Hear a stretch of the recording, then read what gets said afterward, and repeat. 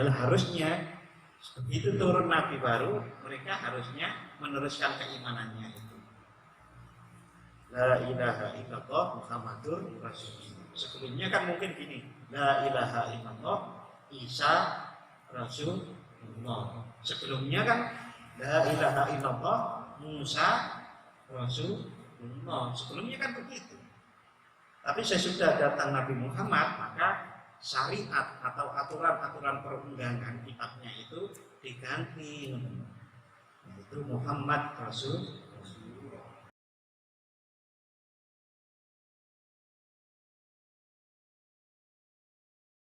Assalamualaikum warahmatullahi wabarakatuh.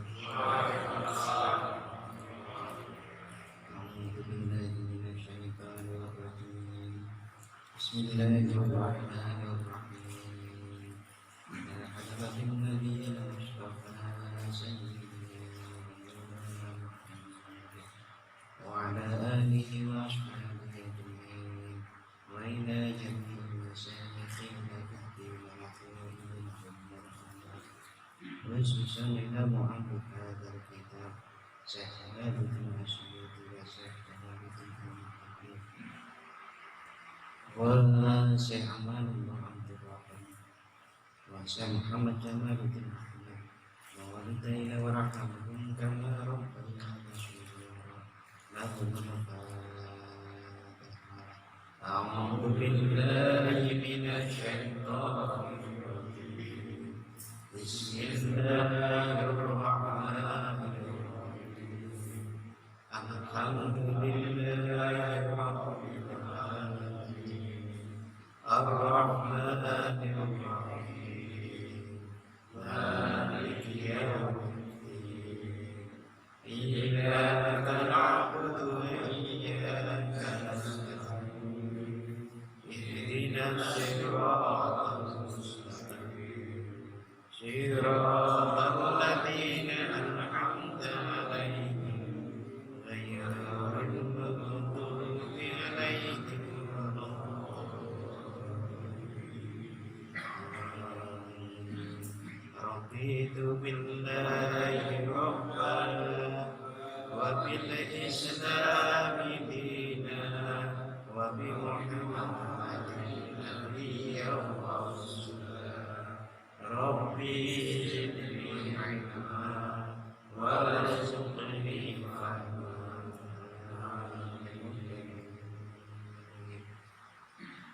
Bapak-bapak dan saudara-saudara yang dirahmati Allah Subhanahu wa taala, alhamdulillah pada malam hari ini kita bisa berjumpa kembali dipertemukan oleh Allah untuk bersama-sama mempelajari Al-Qur'an. Mudah-mudahan Allah selalu menganugerahkan kepada kita kesehatan. Amin ya rabbal alamin. Innallaha la yastahyi an yudharika masalan ma ba'udha fama fawqaha. Innallaha, sesungguhnya Allah, la yastahyi, tidak malu atau tidak segan, an yudharika, untuk menjadikan masalah, untuk menjadikan contoh mabaudotan, contoh berupa nyamuk, sama fauqaha, maupun yang di atas itu. Ayat ini Bapak-bapak turun dijelaskan di tafsir Jalalain ini, wa nazala raddan liqaulil yahudi lima duriballahu masal ittifaq fi qawlihi, dan turun untuk menjawab perkataan para orang-orang Yahudi atas apa-apa yang dicontohkan oleh Allah,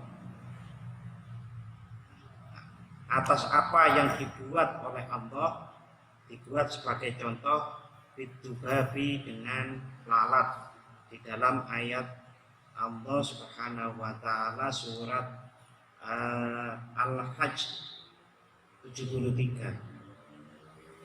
Di Bapak-bapak, Allah itu memberikan contoh tentang lalat di surat Al-Hajj ayat 73. Nyebutaken ngeten iki. wa in yaslukhumul dzubabu syai'an la yastanqidhuhu min dha'ufat talib wal matlub, yang artinya apabila lalat itu mengambil sesuatu dari sesembahan orang-orang kafir itu, sesuatu apapun, la yastanqidhuhu minhu, maka yang disembah itu tidak bisa merebutnya kembali. Dha'ufat talib wal matlub, sungguh antara yang berdoa dan yang dimintai itu adalah sama-sama lemah. Jadi Bapak-bapak, dosa terbesar manusia itu kan mensyirik. Dosa terbesar manusia itu syirik. Di antara bentuk kesyirikan itu adalah kalau kita itu nyuwun berdoa kepada selain Allah. Dan di surat Al-Hajj ayat 73 itu Allah menegaskan, mengapa sih kok menyembah selain Allah? Padahal sesembahan yang selain Allah itu, seandainya ada lalat mengambil sesuatu dari berhala itu, maka berhala itu pun tidak mampu untuk merebutnya kembali. Maka antara yang berdoa, orang yang menyembah selain Allah, dan yang berhala yang disembunyi itu sama-sama lemah. Menurut saya umpamanya, kalau kita lihat di TV itu, kalau orang nyembah berhala itu kan bawa kadang-kadang makanan-makanan itu ya, terus diletakkan di depan berhalanya itu. Seandainya ada lalat mengambil sesuatu itu kan disajikan untuk berhala. Kenapa berhala kemudian lalat bisa mungkin lalat itu? Tidak bisa kan? Padahal orang-orang itu sama lalat saja tidak bisa merebut, kok disembunyi sebagai berdoa. Itu, nah, perumpamaan seperti ini itu oleh kaum Yahudi itu, kok Allah itu Tuhannya Muhammad dan orang-orang Muslim itu kok menjadikan contoh kok tentang lalat sih? Itu kan remeh banget kan? Kok lalat yang dibuat contoh? Lalu juga tentang wal angkabuti fi qaulihi, dan orang Yahudi itu juga mempertanyakan mengapa Allah menggunakan perumpamaan dengan angkabut. Angkabut itu laba-laba. Itu terdapat di dalam surat Al-Ankabut ayat 40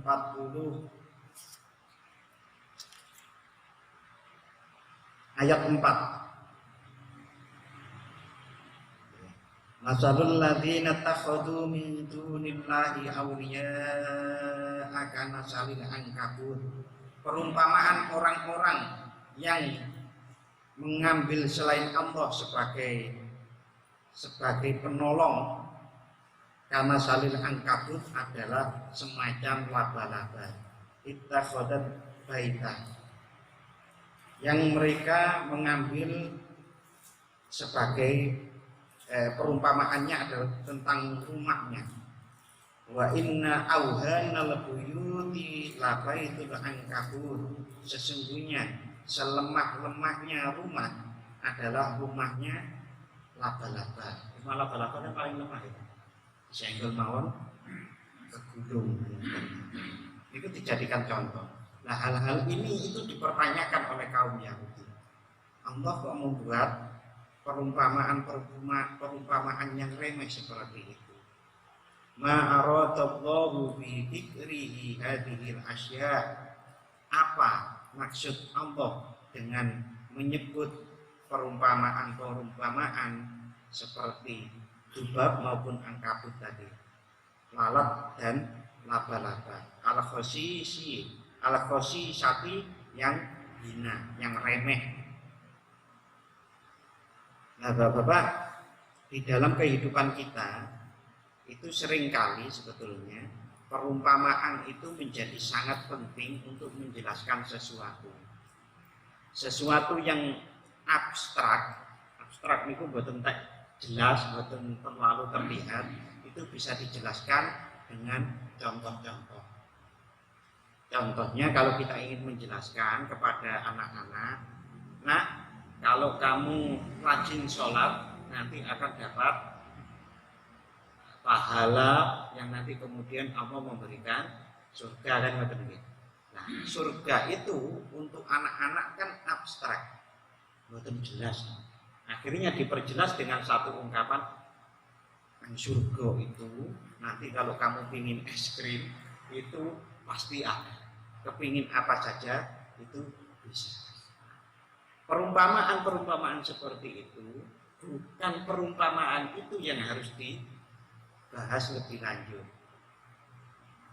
Tetapi maksud dari perumpamaan itu yang paling penting. Kita membuat perumpamaan tentang es krim tadi itu ya karena anak senang es krim. Begitu juga di Al-Quran itu banyak perumpamaan. Kemarin kita diumpamakan minggu-minggu kemarin bahwa surga itu mengalir, di bawahnya banyak air. Itu jenengan bayangkan waktu itu di Arab sana ada air itu kan mewah sekali, Pak. Mewah sekali. Pohon-pohonan ya, itulah keinginan-keinginan orang. Intinya adalah kalau kita itu diberi satu perumpamaan, maksud dari perumpamaan itu yang paling penting. Sebagaimana ini, innallaha la yastahi ayyadriba masalah ma ba'udatan fama fauqaha. Sesungguhnya Allah tidak segan, tidak malu untuk membuat ya ja'ala masalan, sebuah perumpamaan. Masalan itu maf'ulun awal, objek yang pertama. Ma nakiratun mausufatun bima ba'daha maf'ulu sanin. Ma, kata ma itu di dalam ayat itu adalah nakirah, isim nakirah.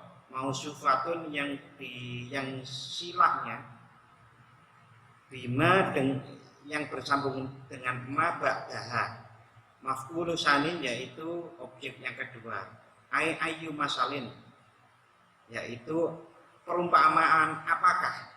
Jadi makna ma itu adalah perumpamaan apakah. Kana auzaidatun li ta'kidil fissati atau perumpamaan sebagai tambahan untuk memperkuat fama ba'daha, perkataan sesudah lafadz ma. Al-maf'ulu tsani sebagai objek yang kedua, ba'udatan yaitu ba'udah atau nyamuk. Mufradul ba'udatan itu adalah mufradnya dari lafadz ba'ud, wa huwa shighurul baqi yaitu nyamuk kecil. Fama fauqaha dan apa-apa yang di atasnya. Allah tidak segan, tidak malu untuk membuat perumpamaan dengan nyamuk sekalipun maupun apa-apa yang lebih besar dari itu maupun lebih kecil. Bapak-bapak, fama fauqaha itu dalam ayat ini ada yang mentafsirkan apa-apa yang di atas nyamuk yang lebih besar sedikit. Tapi ada yang menafsirkan fama fauqaha itu adalah apa-apa yang lebih kecil dari nyamuk. Kalau di tafsir Jalalain ini disebutkan ay akbar minha, yaitu sesuatu yang lebih besar daripada nyamuk. Ay layat ruku bayanahu imma fihi minal hikam. Maksudnya Allah tidak akan meninggalkan penjelasan-penjelasan di dalam perumpamaan ini minal hikami dari banyak hikmah. Tentang perumpamaan, Allah membuat perumpamaan dengan nyamuk, dengan lalat maupun dengan ankabut, dengan laba-laba itu Fa ammal ladzina amanu, adapun orang-orang beriman menyikapi hal tersebut, fa ya'lamuna annahul haqq, mereka mengerti bahwa itu adalah benar-benar dari Allah. Mereka mengerti bahwa itu adalah benar min rabbihim, dari Allah. Fa ammal ladzina kafaru, adapun orang-orang yang kafir, fa yaquluna madza aradallahu bihadza masalah, maka orang-orang kafir itu akan mempertanyakan apa maksud Allah dengan perumpamaan ini. Yudillu bihi katsira, Allah menyesatkan dengan perumpamaan ini banyak orang. Wa yati bihi katsira, dan Allah memberi petunjuk dengan perumpamaan ini juga kepada banyak orang. Wa ma yudillu bihi illal fasiqin, dan tidaklah tersesat dengan perumpamaan itu tadi kecuali orang-orang yang fasik. Bapak-bapak, ternyata sesudah ditemukan alat pembesar ribuan kali, yang kita mengenalnya yang kecil itu dengan mikroskop ya. Yang kecil itu kan mikroskop itu. Ternyata nyamuk itu Bapak mempunyai struktur badan yang luar biasa, yang kalau itu dipakai dibuat tiruannya itu sulit sekali. Nyamuk itu mempunyai 100 mata ternyata, mempunyai 48 gigi, mempunyai 6 belalai. Jadi 4 belalai itu kalau nyentuh kita itu tak gini, 4 itu membuka kulit, lalu yang 2 itu nyedot. Nah, mempunyai kuku pengait. Yang kuku pengait itu kalau di alas yang kasar begini dia bisa mencengkram. Tetapi juga mempunyai kuku penahan yang kalau itu halus itu berarti kayak keramik itu masih bisa nempel ngoten. Itu nyamuk itu luar biasa seperti itu. Nah, nyamuk itu juga mampu mendeteksi darah yang cocok dengan dirinya. Kadang-kala kan kita mengetahui ada 2 orang sama-sama di tempat yang sama, yang satu dihubung nyamuk, yang satu water. Itu nyamuk itu bisa memilih itu. Nyamuk itu juga mempunyai satu cairan yang sebelum menggigit itu cairannya dikeluarkan dulu agar kita tidak terasa. Berarti seperti obat. Kalau digigit pas terasa itu berarti nyamuknya kebangetan, kesuwen, diusin teh. Kalau sampai jenengan sampai plek itu kena nyamuknya, berarti nyamuk itu kebangetan. Karena minumnya itu kebanyakan, jenengan sampai terasa. Nah, cairan biusnya itu sudah didesain, disemprotkan, nggak terasa, makan baru terbang. Nah, baru itu kita itu terasa. Nah, terasa nyamuk sudah terbang jauh. Biasanya begitu. Lalat itu Bapak, itu mempunyai sayap yang dalam 1 detik itu bergeraknya 200 atau 300. Ini 200 atau 300. Itu artinya pada waktu Al-Quran ini diturunkan, kan belum ada teknologi yang bisa menghitung hal seperti itu. Kalau sekarang, saya yakin hampir tidak ada orang, apalagi ilmuwan di bidang biologi, yang mengatakan nyamuk itu remeh, lalat itu remeh, laba itu remeh. Nah, sekarang nggak ada, karena mereka sudah mengetahui betapa nyamuk maupun lalat maupun laba-laba itu adalah sesuatu yang hewan yang makhluk yang luar biasa. Nah, pada saat itu ternyata kaum Yahudi pun secara sosial kemasyarakatan waktu itu Yahudi itu termasuk kaum yang dianggap paling banyak ilmunya di waktu Rasulullah di sana itu di Mekah. Karena kan mereka punya kitab. Lalu Nasrani itu juga iya, karena mereka punya kitab. Kaum kafir musyrik itu tidak punya kitab, sehingga mereka itu dalam strata sosial itu terpandang karena diantaranya mempunyai ilmu. Waktu itu kaum Yahudi itu pun belum mampu untuk mendeteksi betapa keunggulan perumpamaan yang diberikan oleh Allah di dalam Al-Quran, semacam nyamuk maupun lalat maupun laba-laba. Nah, ini baru bisa kita mengerti sekarang ternyata perumpamaan yang dipakai oleh Allah itu bukan ngawur. Ya. Bahkan bapak-bapak ilmuwan sekarang ini kan meneliti, ini jenengan bersenggap. Kalau kita itu mempunyai teh nopo kopi, nopo apapun minuman apapun, lalu dimasuki lalat, ya. Lalatnya kan disarankan kita itu untuk menenggelamkannya sekalian, lalu diambil dan dibuang. Hadisnya kan ngoten nggih. Karena sisi sayap itu mempunyai kuman, satu sisi sayap yang lain itu punya obatnya atau penawarnya.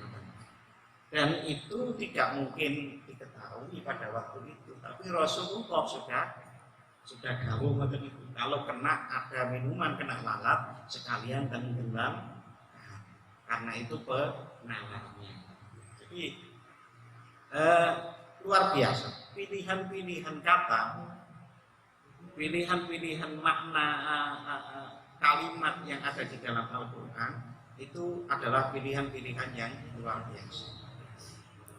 Termasuk ini Bapak-bapak, tapi jenengan lihat kembali. Fa'ammal ladzina amanu faya'lamuna annahul haqq. Adapun orang-orang beriman itu faya'lamuna, itu mengerti annahul haq, sesungguhnya itu adalah benar mir rabbihim, dari Allah Subhanahu wa ta'ala. Pilihan kata-kata faya'lamuna itu di dalam ayat itu mengandung makna itu ilmu. Faya'lamuna itu berarti mengetahui dengan ilmu. Nah, tidaklah seseorang itu mengetahui dengan ilmu kecuali membuktikan.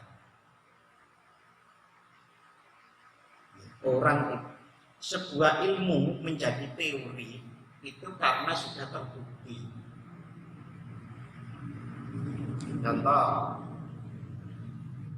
kalau orang itu tidak mempunyai benda ini, tidak mempunyai alas, itu pasti jatuhnya ke bawah, jatuhnya bukan ke atas, atau enggak? Itu karena sudah terbukti memang seperti itu. Faya'lamuna artinya ilmu itu harus sudah terbukti. Nah, kita sebagai orang mukmin agar mengetahui itu benar, maka itu harus berdasarkan ilmu, berdasarkan bukti. Nah, bukti itu bisa kita peroleh dari penyampaian orang yang telah membuktikannya, atau kita membuktikannya sendiri. Allah Subhanahu wa ta'ala di dalam kehidupan kita sebetulnya banyak sekali memberikan bukti-bukti bahwa Allah itu adalah benar-benar ada dan benar-benar yang menurunkan kitab suci ini. Kebanyakan orang itu adalah percaya dengan sesuatu yang disampaikan oleh orang-orang yang sudah membuktikan. Tapi ada orang yang mencoba membuktikannya sendiri. Yang membuktikannya sendiri itulah yang biasanya disebut ilmuwan atau ulama-ulama. Dan itu terbukti Bapak dan saudara-saudara, banyak sekali ilmuwan-ilmuwan yang masuk Islam gara-gara membuktikan kebenaran Al-Quran. Di antara salah satu contoh yang populer, ada seorang peneliti itu meneliti muminya Fir'aun. Itu ternyata setelah diteliti itu ada garamnya, ada garam. Mengapa kok ada garam saja ilmuwan itu kemudian masuk Islam? Karena di dalam Al-Quran itu disebutkan bahwa nanti jasadnya Fir'aun itu akan diselamatkan agar menjadi bukti bagi kalian. Tuh, satu. Yang kedua, ada orang yang membuktikan kebenaran tentang proses penciptaan manusia. Manusia itu kan dari tanah ya Pak, diciptakan dari tanah. Tapi apa tanah tidak ada unsur apinya. Karena di dalam ayat Al-Quran ternyata disebutkan tanah itu lembek, setelah lembek seperti lempung itu kemudian dikeringkan menjadi seperti tembikar. Nah, saat tanah lembek menjadi kering itu berarti ada unsur api. Lalu sesudah menjadi dibentuk oleh Allah menjadi bentuk manusia di Adam itu mempunyai rongga-rongga yang waktu terbentuk itu rongga-rongganya itu sudah dipelajari oleh iblis itu, oleh setan itu. Jadi iblis atau setan itu, iblis itu mbaknya, setan itu anak putune. Nah itu sudah mempelajari tubuh kita itu. Dalamannya kita itu dipelajari.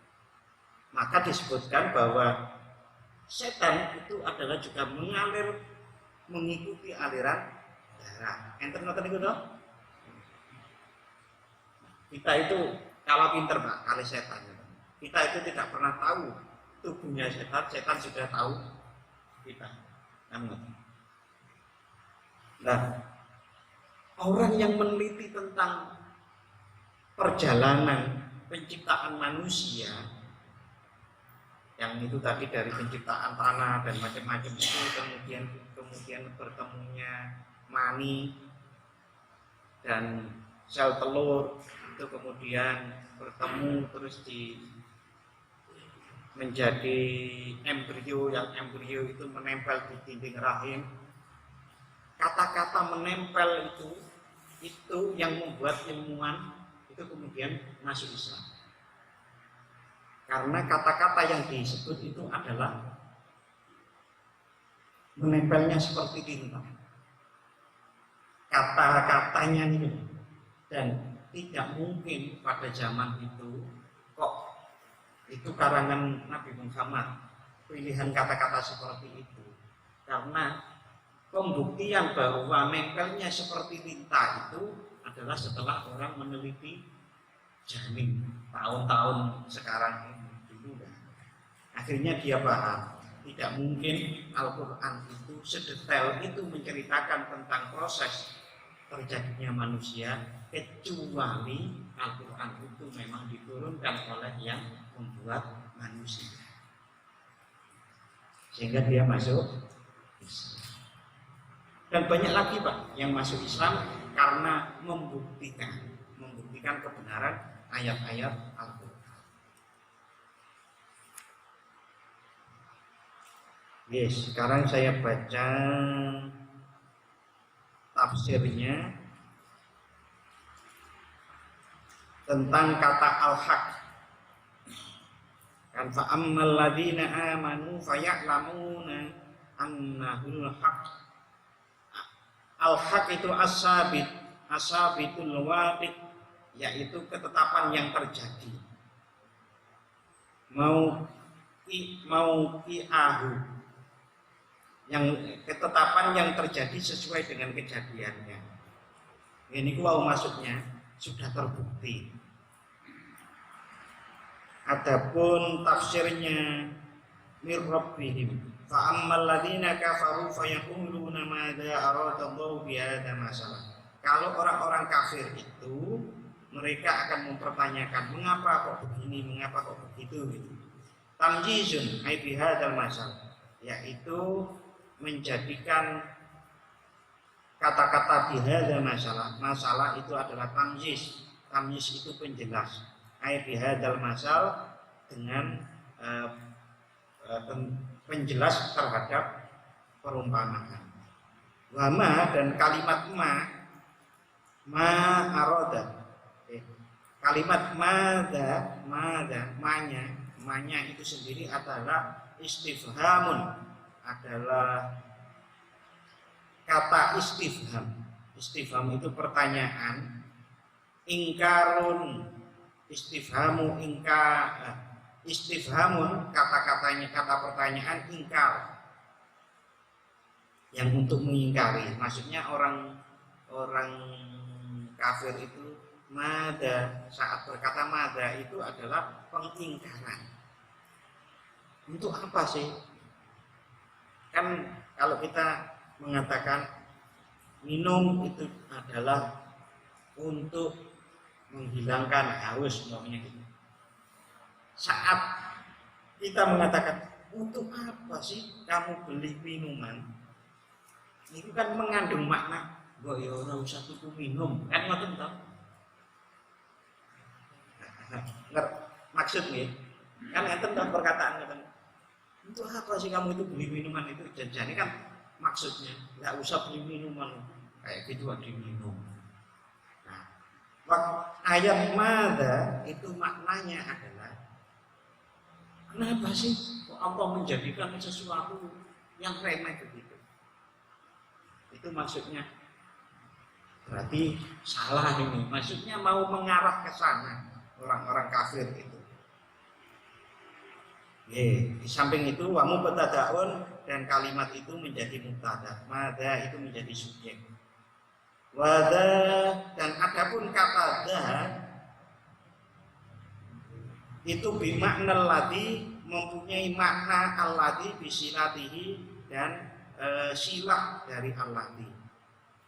Khobaruhu, adapun khobarnya, wa khobaruhu, dan khobarnya mubtada atau subjek tadi, atau predikatnya dari subjek itu adalah ai. Ai itu faidatun, memberikan faidah fihi, di dalam masal.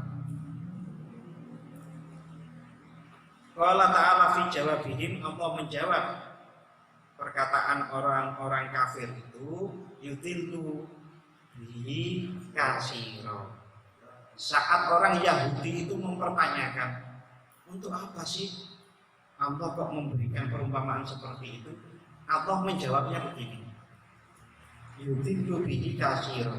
Allah itu menyesatkan banyak orang dengan perumpamaan itu, maupun memberi petunjuk banyak orang dengan perumpamaan.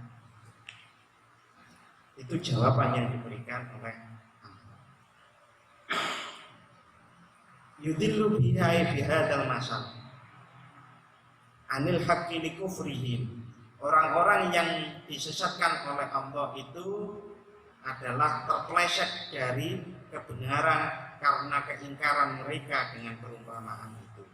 Wa yahdi bihi katsira, dan Allah memberikan petunjuk dengan perumpamaan itu kepada banyak orang. Banyak orang itu adalah minal mukminin, dari orang-orang mukmin, litasdihim, karena membenarkannya mereka orang mukmin bihi, terhadap perumpamaan. Bapak, sikap kita itu kalau ada perumpamaan seperti ini, kalau kita itu bukan ilmuwan yang tidak mampu membuktikan perumpamaan itu jelunturnya atau kebenarannya seperti apa, cukup kita itu beriman itu adalah dari Allah. Itu paling aman. Itu paling aman. Apapun yang dalam Al-Quran itu tidak ada yang salah, pasti benar. Kalau kita itu kok merasa ada sesuatu yang kurang pas dari Al-Quran, berarti otak atau logika kita yang belum nyampe. Tetapi bagi yang mempunyai waktu, bagi yang mempunyai sumber daya untuk memikirkannya, itu diperintahkan juga. Allah sangat memerintahkan itu. Bahkan iman itu disandingkan dengan berpikir. Di dalam surat Yunus ayat 100 itu sangat jelas bahwa keimanan itu disandingkan dengan berpikir. Itu sing punya waktu ya. Sing boten nggih nglakoni liyane kerja niku nggih ibadah. Nggih mendidik anak niku nggih ibadah. Nyenengke bojo nggih ibadah semuanya. Nggih bagiane dhewe-dhewe jan.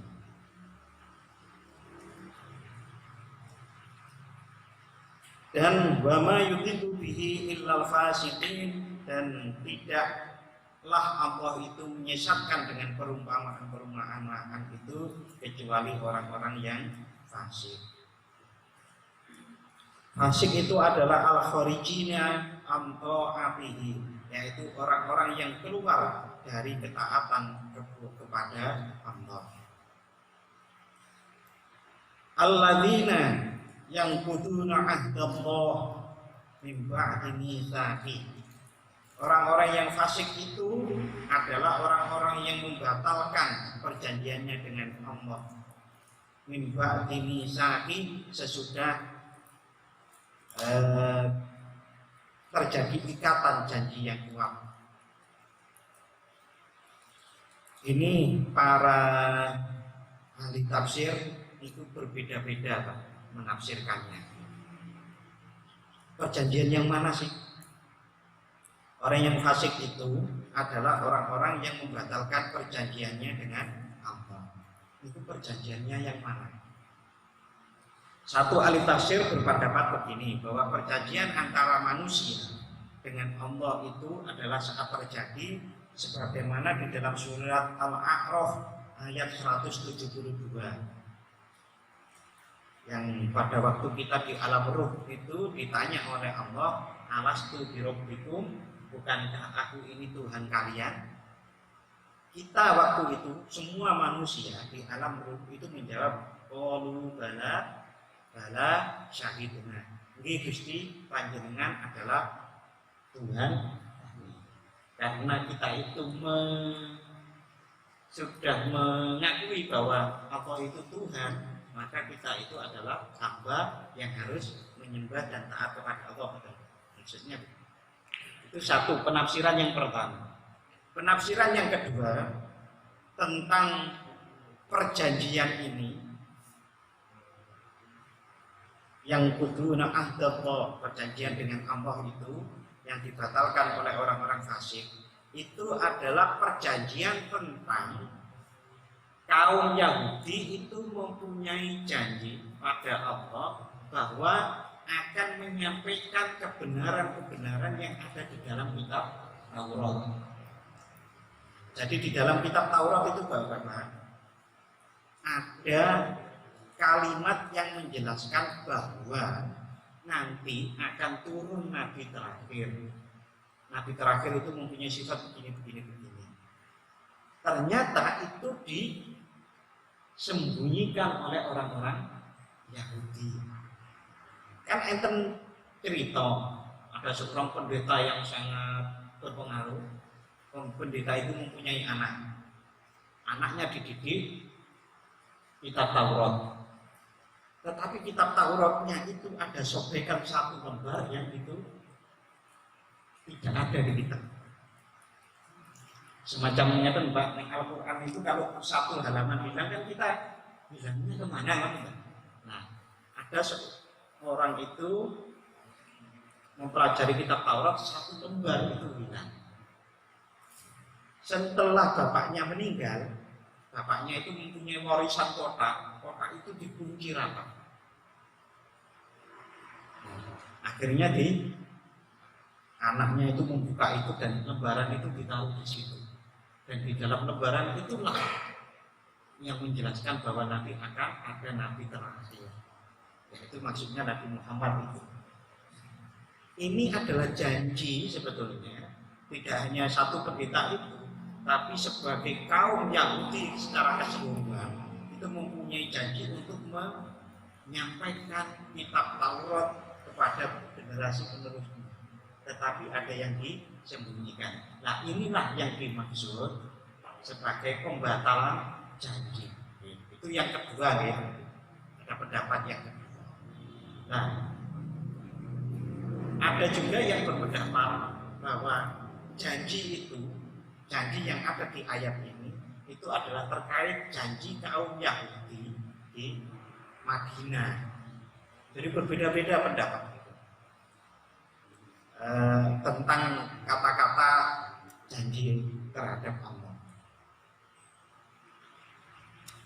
Nah, di sini di tafsir ini disebutkan sedikit ma'ahadahu ilaihim fil kutubi minal iman bi Muhammadin sallallahu alaihi wasallam, yaitu perjanjian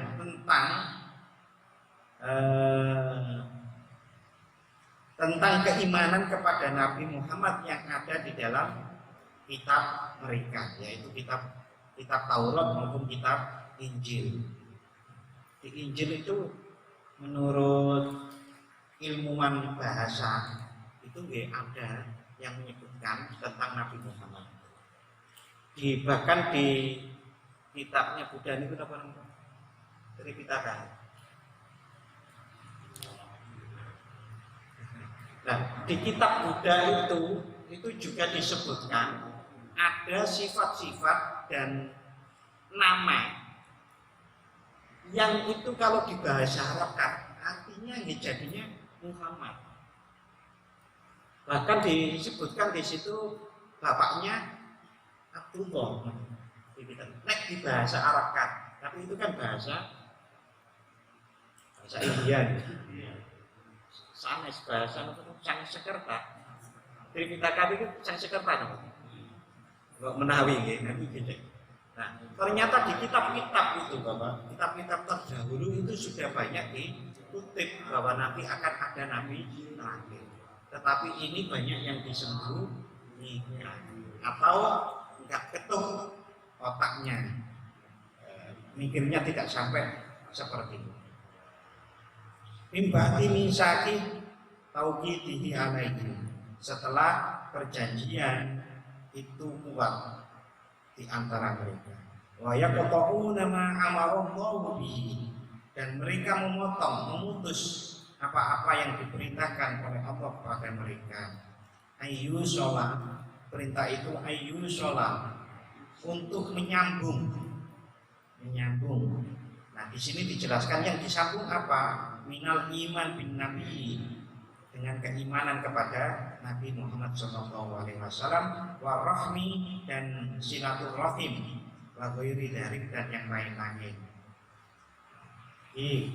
Seperti saya jelaskan tadi, maksudnya menyambung itu adalah menyambung keimanan dari Yahudinya, dari Nasraninya menuju Islam. Karena sesungguhnya keimanan itu kalau sudah turun nabi berikutnya, maka keimanan harus dilanjutkan kepada nabi berikutnya. Yahudi, Nasrani, kemudian kan Muslim. Harusnya begitu. Tetapi ya itu tadi, karena ada kepentingan-kepentingan seperti diterangkan yang lalu-lalu. Ada kepentingan ekonomi, ada kepentingan ego, ada kepentingan wanita, ada kepentingan tahta dan yang lain-lain, sehingga aku jadi pemuka Yahudi Nasrani kok saiki nganut nang Muhammad, padahal Muhammad itu ya wong miskin, nggak mempunyai status apa-apa. Mereka akhirnya nggak melanjutkan keimanan. Padahal harusnya begitu turun nabi baru, mereka harusnya meneruskan keimanannya itu. La ilaha illallah Muhammadur Rasulullah. Sebelumnya kan mungkin gini, la ilaha illallah Isa Rasulullah. Sebelumnya kan la ilaha illallah Musa Rasulullah. Sebelumnya kan begitu. Tapi sesudah datang Nabi Muhammad, maka syariat atau aturan-aturan perundangan kitabnya itu diganti, yaitu Muhammad Rasulullah. Saya itu pernah tanya Bapak ke seorang kiai yang disepuhkan, kiai tua, kiai sepuh. Nek tua niku kan umur nggih. Nek sepuh niku umur napa kedewasaan? Umur nggih. Nek sesepuh umur ya. Nek yang dituakan itu apa namanya? Sesepuh niku. Sesepuh. Ya, berarti saya pernah tanya ke kiai yang sesepuh gitu, di Mojokerto. Jadi kalau kita itu membaca La ilaha illallah, jangan lupa, pasti ada Muhammadur Rasulullah. Jangan yang tahlilan kaum La ilaha illallah, terakhir kan Muhammadur Rasulullah. Maksudnya jangan sampai lupa, karena itu adalah gandengane yang gak boleh lepas. Walaupun sesudah la ilaha illallah 1000 kali, jangan sampai lupa Muhammadur Rasulullah. Ada juga tekniknya, la ilaha illallah itu dilanjutkan di dalam hati Muhammadur Rasulullah. La ilaha illallah. Kan catat apa? Yang di dalam hati la ilaha illallah. Agar tidak terjadi seperti yang memutuskan ini tadi, memutuskan keimanan.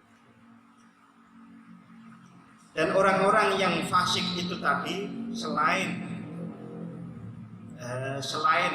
membatalkan janji kepada Allah, juga memutuskan apa yang diperintah Allah kepada mereka. Juga mereka itu wa yufsiduna fil ard, mereka itu membuat kerusakan di muka bumi bil ma'asi wa ta'wiki. Mereka itu membuat kerusakan dengan cara maksiat, wa ta'wiki, dan menghalangi anil iman kepada keimanan. Bapak-bapak, kemaksiatan itu pada dasarnya selalu merusak dunia, merusak alam semesta. Oh, napa nggih to, Pak? Masa orang minum minuman keras itu merusak dunia? Nah, nyatanya ngoten to, Pak. Mati. Di antaranya ngoten. Tapi orang-orang seperti minum minuman keras itu sebetulnya kan sedang merusak dirinya sendiri. Bahkan bisa merusak orang lain karena dia tidak sadar. Kemaksiatan yang lain, mencuri. Mencuri itu kan berarti mengambil yang bukan haknya. Itu kalau diterus-teruskan, orang-orang itu kan bisa sakar dewi itu, Pak. Jalan itu enten motor dibawa. Nah, itu kan akan menjadi merusak, jadi rusak tatanan. Itu orang-orang maksiat itu, lawannya maksiat itu adalah sholih, Pak. Sholih niku dalam makna kata bahasa itu adalah patut, kepatutan. Jadi orang yang amal soleh itu adalah amal yang patut. Itu makna bahasanya. Nah, patut itu berarti adalah sesuatu yang sudah berjalan selaras dengan kehidupan di dunia ini, yang diakui kebaikannya. Itu amal soleh, itu ada yang mendefinisikan seperti itu. Nah, kalau sesuatu itu sudah berlangsung dan diakui kebaikannya, maka harmonis. Kalau datang kemaksiatan, maka yang harmonis itu menjadi berat. Nah, itu namanya kemaksiatan itu adalah merusak dunia. Ayufsiduna fil ardh. Ulaika humul khasirun. Mereka itu orang-orang yang fasik, yang tersesat. Mereka itu adalah orang-orang yang rugi. Bimaswirihim, karena kembali mereka ilan nar, kepada neraka. Al-mu'abbadati, yang diabadikan alaihim, kepada mereka-mereka itu. Kaifa takfuruna, bagaimana kalian itu ingkar billah, kepada Allah, wa kuntum amwata, padahal sebelumnya kamu itu enggak ada atau mati. Fa ahyakum, kemudian engkau dihidupkan. Summa yumitukum, dan kalian akan dimatikan. Summa yuhyikum, kemudian kamu akan dihidupkan lagi. Summa ilaihi turja'un, kemudian kepada Allah lah kalian itu akan kembali.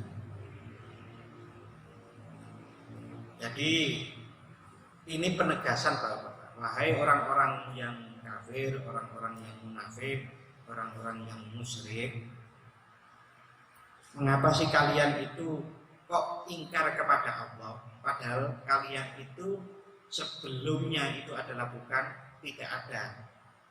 Ya, seperti kita semuanya itu kan, saya lahir tahun 75, sebelum tahun 75 kan nggak ada. Gampangane mudahnya bahasa sederhana. Kok dadak gaya ingkar kepada Allah, bisik ayo ora ono. Orang-orang sebelum kamu itu loh ada. Kamu barusan ada. Kok ingkar kepada Allah, mengapa? Padahal Allah itu menghidupkan kalian. Nanti Allah setelah menghidupkan kalian akan mematikan kalian. Masuk alam barzakh, di makam itu. Badannya dimakan, lalu kemudian dihidupkan lagi, dihidupkan lagi. Kemudian bertanggung jawab terhadap apa-apa yang kita lakukan. Niki ayat pinten niki? 20. Jadi saya baca tafsirnya. Kaifa takfuruna, bagaimana kalian itu ingkar ya ahlal Makkah. Ini beri enten tafsirnya ahli Makkah. Tetapi kalau hanya ahli Makkah, ditafsiri cuma ahli Makkah kan kurang pas.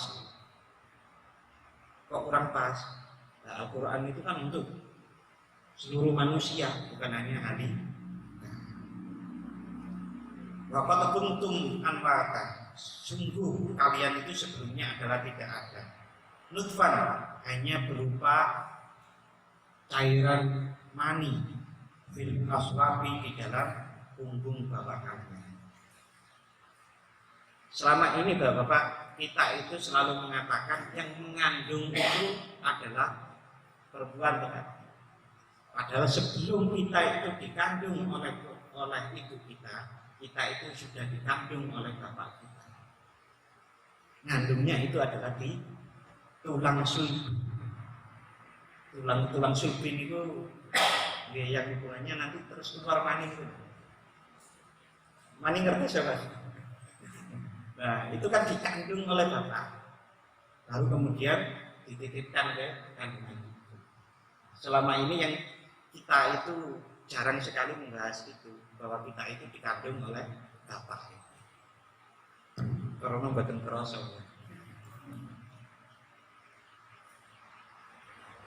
Fa ahyakum fil arham. Nah, setelah kita itu tidak ada, lalu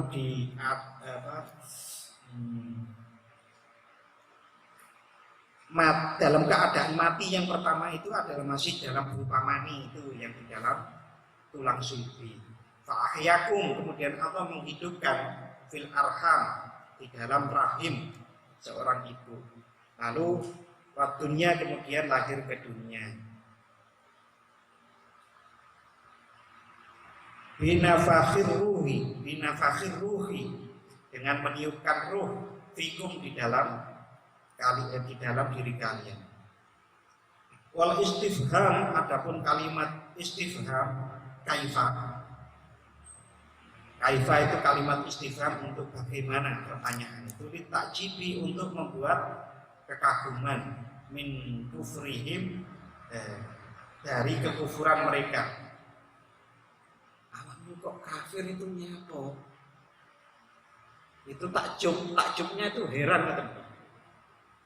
Kok kafirnya kok bisik itu aja cetho kalian itu dihidupkan kok sekarang kafir. Itu maksudnya kata-kata kaifa itu untuk ditakjibi, untuk keheranan. Ma'at yamil burhan,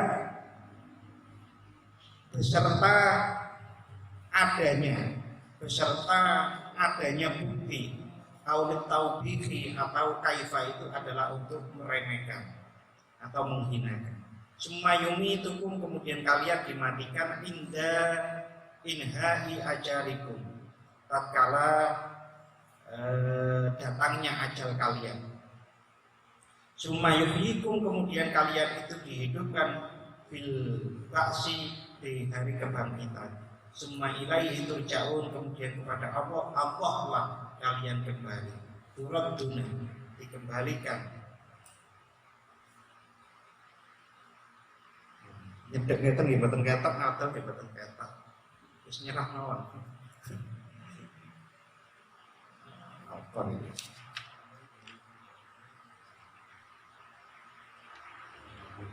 Oh, Ba'da tapi tulisannya mubet nih kan.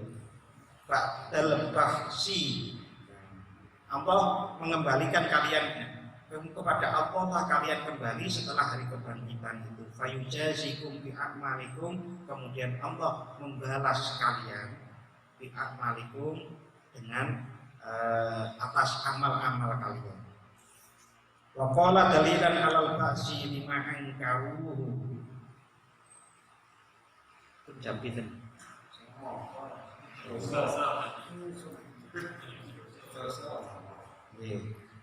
Walladzi khalaqalakum fil ardh. Nah, niki ditambahi. Kalian itu kok kafir kenapa sih setelah dijelaskan tentang mati hidup mati tadi itu, Allah itu juga menciptakan kalian, menciptakan mafil ardi, apa-apa yang ada di bumi itu untuk kalian. Wong jenengi sapi wae diciptakan untuk manusia ya. Patung nggih malah dituduki kali Pak. Apa-apa yang ada di bumi itu diciptakan untuk manusia. Hampir semua loh Pak. Saking hebatnya manusia itu sampai yang ada di dalam bumi puluhan ratusan meter itu mawon bisa contoh di manusia. Itu luar biasa. Dan memang semua itu diciptakan untuk manusia. Bumi dan apa di dalamnya jami'an semuanya. Litantafi'u bihi agar kalian bisa memanfaatkannya. Memanfaatkan gitu, bukan merusak. Wa ta'tabiru dan kalian mengambil pelajaran. Summastawa ba'da khalqil ardi ay qasada ila sama. Kemudian Allah bersengaja ke langit fasawwahuna dan kemudian menjadikan langit itu. Allah menyengaja berkehendak untuk menciptakan langit. Ba'da khalqil ardi ay qasada. Setelah menciptakan bumi, Allah bersengaja menciptakan langit. Fasawwahunna dan kemudian Allah menjadikan langit itu. Hunna itu dhamirun yarji'u ila sama. Kata-kata hunna itu adalah kata ganti yang kembali kepada kata langit. Di annaha karena sesungguhnya langit fi makna jam'i di dalam makna globalnya al-ailati ilaihi yaitu lafaz ilah ilaihi yang kembali. Aisyayyaroha maknanya adalah menjadikan langit kama fi ayatin ukhra sebagaimana di ayat yang lain di dalam Al-Qur'an faqadahunna Allah menjadikan langit-langit itu sab'a samawatin 7 langit wahwa dan Allah bikulli syai'in terhadap segala sesuatu itu adalah alimun maha mengerti. Mujmalan ini kitab sirih Allah itu maha mengerti mujmalan baik secara global wa mufassalan maupun secara terperinci. Karena ada yang berpendapat ilmuwan-ilmuwan yang tersesat itu berpendapat ngeten iki Allah itu hanya tahu global, tidak tahu terperinci. Jadi kalau jenengan itu Allah itu cuma menakdirkan umpamanya saya jadi dosen, itu tidak ngurus sampai detail-detailnya. Itu ada ilmuwan yang berpendapat seperti itu tersesat. Karena Allah itu yang namanya daun mau jatuh berapa hari ini itu saja Maha tahu. Dan itu atas izin dan kehendak Allah sehingga kemudian jatuh. Dan kemudian ada pertanyaan begini. Nah, kalau santet itu Pak kok bisa terjadi? Santet, telur dan lain-lain kok bisa terjadi padahal itu jelek. Allah itu mengizinkan tapi tidak meridhoi. Karena sesuatu itu kan bisa terjadi kalau ada izin Allah. Karena nyatanya ada santet yang nggak berhasil, berarti itu nggak diizini Gusti Allah. Tapi Allah untuk kejahatan-kejahatan itu tidak ridho. Maka kita seringkali diajari oleh guru-guru kita itu carilah ridho Gusti Allah, kan betul. Maksudnya ya yang diridhoi tidak hanya yang diizini.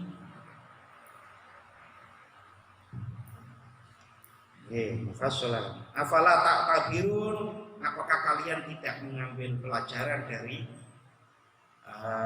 dari bumi dan isinya yang diciptakan untuk kita itu tadi.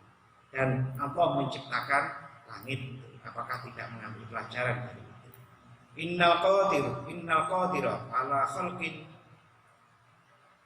sesungguhnya yang berkehendak ala khalqin kepada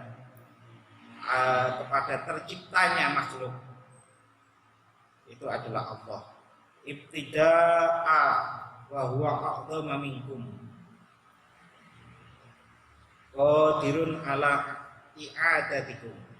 Allah itu menciptakan berarti mengawali awal penciptaannya. Wa huwa a'dhamu minkum, dan Allah juga mengawali penciptaan bumi, mengawali penciptaan langit. Langit dan bumi itu adalah lebih besar dari kalian. Kalau langit dan bumi itu lebih besar daripada manusia-manusia ini, yang itu saja diciptakan oleh Allah, maka kok kalian masih menjadi kafir? Jadi perjalanan runtutan ayat sudah dibuktikan yang menciptakan manusia itu adalah Allah, yang menciptakan langit dan bumi itu juga Allah. Kok masih kafir itu kenapa? Pertanyaannya. Ya Bapak-bapak, insya Allah kita lanjut besok di ayat 30. Pada kesempatan hari ini kita cukupkan satu, tapi saya ingin menambahkan sedikit ya, bahwasannya kita bisa melihat ke dalam diri kita masing-masing. Adakah, ini bukan kafir yang besar, keingkaran kecil di dalam diri kita terhadap kekuasaan Allah, terhadap Maha Rahman Rahimnya Allah, keingkaran kita terhadap Allah Maha Pemberi rezeki, itu kita haluskan. Ini tadi kan membahas kekafiran orang-orang yang kafir itu kita ibrahkan, kita pelajari terhadap diri kita. Ada enggak keingkaran di dalam diri kita? Contoh keingkaran di dalam diri kita itu adalah tidak percaya bahwa yang Maha Pemberi rezeki itu adalah Allah. Nah, saat kita itu percaya bahwa yang Maha Pemberi rezeki itu Allah, iri, dengki, kan yang kita iri, yang dengki itu yang paling isilah rezeki ini Allah juga loh. Maka saat kita iri dan dengki itu adalah bentuk keingkaran yang kecil-kecil. Maka itu tidak sampai mengeluarkan kita dari keimanan, betul. Cuma kan ini dihaluskan agar kita bisa mengambil pelajaran. Ini ku angel banget. Iri dengki itu angel. Angel diendapkan. Termasuk saat kita itu di dalam sholat Alhamdulillahirabbil alamin. Itu kan sudah kita pelajari sama-sama bahwa wahai ucapkanlah alhamdulillahirabbil alamin, itu maksudnya wahai manusia, saksikan, akui bahwa tidak ada yang patut untuk dipuji kecuali Allah. Saat sombong, maka kita itu kan mengingkari alhamdulillah. Sakit diteriaki nggih. Nggih, monggo di penggalih. Kula nggih menggalih malih gitu. Itu bentuk halus-halus seperti itu. Nggih, kita akhiri dulu. Bismillahirrahmanirrahim. Allahumma inni astaghfiruka ma amlatani farjuhu ilayya 'inda hajati ilaihi wa radun sini ya rabbal alamin. Bapak yang saya hormati, doa ini tadi yang terakhir itu doa menitipkan apa yang kita pelajari kepada Allah agar kita tidak lupa, sehingga nanti saat dibutuhkan baik untuk kehidupan kita atau kita sampaikan jadi guru atau disampaikan ke anak, itu ada lagi dikasih lagi oleh Allah pada Barakatul Fatihah.